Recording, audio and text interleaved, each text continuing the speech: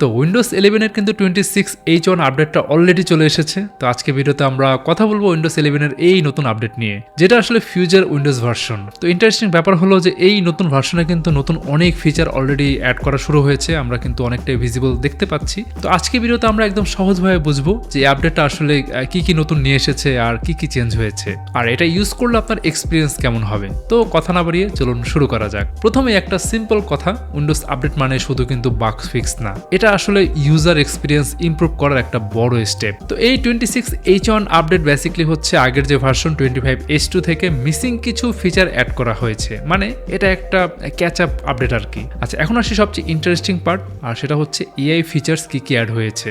আচ্ছা, মাইক্রোসফট এখন উইন্ডোজে কিন্তু এআই নিয়ে সিরিয়াসলি কাজ করছে। তো এই আপডেটে কিন্তু নতুন কিছু এআই ফিচার অ্যাড করা হয়েছে, যেমন click to do, agent based settings আর উইন্ডোজ স্টুডিও ইফেক্টস। তো এই ফিচারগুলো কিন্তু মেইনলি কাজ করবে যদি আপনার পিসি কোপাইলট প্লাস টাইপ হয়, মানে হাই এন্ড এআই সাপোর্টেড পিসি যদি হয়, তাহলে কিন্তু আপনি ফুল বেনিফিটটা পাবেন। তো সহজভাবে বললে এই এআই ফিচারগুলো কিন্তু আপনার কাজ অটোমেট করতে হেল্প করবে, মানে ফিউচারে উইন্ডোজ আপনাকে বুঝে আপনার রেগুলার ওয়ার্ক হ্যাবিটকে নোট করে কিন্তু কাজ করতে পারবে। তো এখন আসি গেমিং সাইডে। মাইক্রোসফট এখন কিন্তু Xbox full screen experience add করেছে, মানে উইন্ডোজের ভিতরে আপনি এক্সবক্স স্টাইল কিন্তু ইন্টারফেস পাবেন। আপনি প্রথমে সেটিংস, তারপর গেমিংয়ে গিয়ে কিন্তু আপনি এটা এনাবেল করতে পারবেন, আর এনাবেল করলে আপনি একটা ফুল স্ক্রিন গেমিং ইউআই পাবেন, যেটা কন্ট্রোলার ফ্রেন্ডলি আর গেমিং এক্সপিরিয়েন্স কিন্তু আরও স্মুথ করে। ওকে, তারপর আসি ড্র্যাগ ট্রে। তো এই ড্র্যাগ ট্রে মানে হচ্ছে আপনি যখন কোনো ফাইল ড্র্যাগ করেন তখন কিন্তু কুইক শেয়ার করার একটা অপশন আসে আর কি। তো এই আপডেটে কিন্তু মাল্টিফাইল শেয়ারিং অ্যাড করা হয়েছে, মানে একই টাইপের মাল্টিপল ফাইল কিন্তু আপনি একসাথে শেয়ার করতে পারবেন। এটা সিম্পল হলেও কিন্তু খুব ইউজফুল, আর যদি আপনি এটা ইউজ করতে না চান তাহলে সেটিংস থেকে কিন্তু ডিসেবল করতে পারবেন। ওকে, তারপর আসি ফাইল এক্সপ্লোরারে। তো এখানে একটা ভিজুয়াল চেঞ্জ এসেছে আর কি। তো নতুন ডায়লগ বক্সগুলো কিন্তু এখন ডার্ক মোড সাপোর্ট করে, মানে কপি, মুভ, তারপর ডিলেট সবকিছু কিন্তু ডার্ক মোডে স্মুথ লাগবে। যদিও এটা ছোট চেঞ্জ, কিন্তু ইউজার এক্সপিরিয়েন্স কিন্তু অনেক বেটার করে। তো এখন মোবাইল ইন্টিগ্রেশন নিয়ে একটু কথা বলি, তারপর Bluetooth and devices, then mobile devices. তো এখানে এখন আপনি কিন্তু সরাসরি মোবাইল অ্যাড করতে পারবেন, মানে আপনার ফোন উইন্ডোজের সাথে কিন্তু কানেক্ট হয়ে যাবে। আপনি চাইলে ফোন ক্যামেরা কিন্তু ব্যবহার করতে পারবেন, ইন্টারেস্টিং ব্যাপার, বা ফাইলও কিন্তু অ্যাক্সেস করতে পারবেন। এটা বেসিক্যালি কিন্তু একটা ইকোসিস্টেম ইমপ্রুভ করার চেষ্টা, মোবাইল, কম্পিউটার সবকিছু একটা ইকোসিস্টেমের মধ্যে থাকবে। তারপর ইনপুট আর সেটিংস নিয়ে কিছু চেঞ্জ এসেছে। তো মাইক্রোসফট আসলে আস্তে আস্তে কন্ট্রোল প্যানেল রিমুভ করছে, আর সব অপশন কিন্তু সেটিংস অ্যাপে নিয়ে আসছে। মাউস, কিবোর্ড, এই সব সেটিংস এখন মডার্ন ইউআইতে পাওয়া যাবে। আবার খেয়াল করবেন যে OneDrive-এর আইকন কিন্তু আপডেট হয়েছে।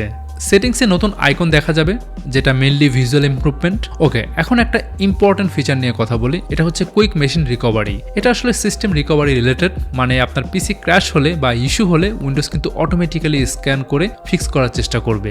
এটা ডিফল্ট এনাবেল থাকতে পারে। ওকে, এবার দেখি অ্যাডভান্স সেটিংসে কি কি আপডেট এলো। এখানে আপনি ভার্চুয়াল ওয়ার্কস্পেস, হাইপার-ভি, তারপর উইন্ডোজ স্যান্ডবক্স এনেবল ডিসেবল করতে পারবেন, মানে ডেভেলপার বা হচ্ছে অ্যাডভান্স ইউজারদের জন্য কিন্তু এটা ইউজফুল হবে। তারপর পেইন্ট অ্যাপ আপডেট নিয়ে একটু কথা বলি। এখানে একটা নতুন ফিচার এসেছে, যেটা হচ্ছে কলাপস টুলবার, মানে টুলবার হাইড করে স্পেস ক্লিন রাখা যাবে। আপনি চাইলে কিন্তু অটো হাইড বা অলওয়েজ শো সেট করতে পারবেন আর কি। এটা ছোট ফিচার, কিন্তু ইউজেবিলিটি কিন্তু ইমপ্রুভ করে। আচ্ছা, তারপর আসি কিছু ফিক্সেস নিয়ে, বাট সব ফিক্স বলবো না, যেগুলো ইম্পর্টেন্ট শুধু সেগুলো নিয়ে কথা বলবো, না হলে ভিডিও অনেক বড় হয়ে যাবে। তো যাই হোক, ফাইল এক্সপ্লোরার ফ্রিজ ইস্যু কিন্তু ফিক্স করা হয়েছে, মানে আগে ওপেন করলে যেমন একটা হ্যাং করতো, বাট এখন কিন্তু স্মুথার। তারপর সেটিংস অ্যাপ ক্রাশ ইস্যু কিন্তু ফিক্স করা হয়েছে। তারপর নেটওয়ার্ক সেকশনে ওপেন করলে আগে যেমন একটা প্রবলেম হতো, সেটাও কিন্তু ফিক্স করা হয়েছে। দেন টাস্কবার ইস্যু ফিক্স হয়েছে। অটো হাইড অপশন ইউজ করলে আগে গ্লিচ হতো, সেটা কিন্তু এখন স্মুথ হয়েছে। আচ্ছা, সার্চ প্যানেলে কিছু আপডেট হয়েছে, সেটা নিয়ে কথা বলি। এখন কিন্তু সার্চ প্যানেল স্টার্ট মেনুর সাথে ম্যাচ করে, মানে ইউআই কিন্তু কনসিস্টেন্ট। তারপর ডিসপ্লে আর গ্রাফিক্স ফিক্স হয়েছে, গেমিং পারফরমেন্স একটু ইমপ্রুভ করবে আর কি। আরেকটা ইম্পর্টেন্ট জিনিস, সেটা হচ্ছে উইন্ডোজ আপডেট ইস্যু কিন্তু ফিক্স হয়েছে।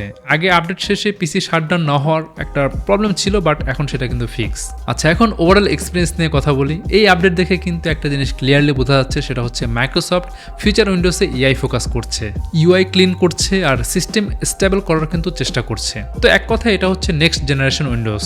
শেষে একটা সিম্পল কথা, এই আপডেট কিন্তু হিউজ না, বাট ফিউচার ডিরেকশন কিন্তু ক্লিয়ার করে। AI plus better UI plus smoother performance, এটাই হচ্ছে উইন্ডোজের নেক্সট স্টেপ। তো যাই হোক, এই ছিল উইন্ডোজ 11 26H1 আপডেট নিয়ে আমার ডিটেল রিভিউ। যদি যদি ভিডিওটা ভালো লাগে তাহলে অবশ্যই শেয়ার করতে ভুলবেন না। আর আজকে ভিডিওটা এ পর্যন্তই, বাট যাবার আগে আমি আমাদের একটা ল্যাপটপ নিয়ে কথা বলে যাই। এটা হচ্ছে কিউবিটসের ল্যাপটপ রোভার X2।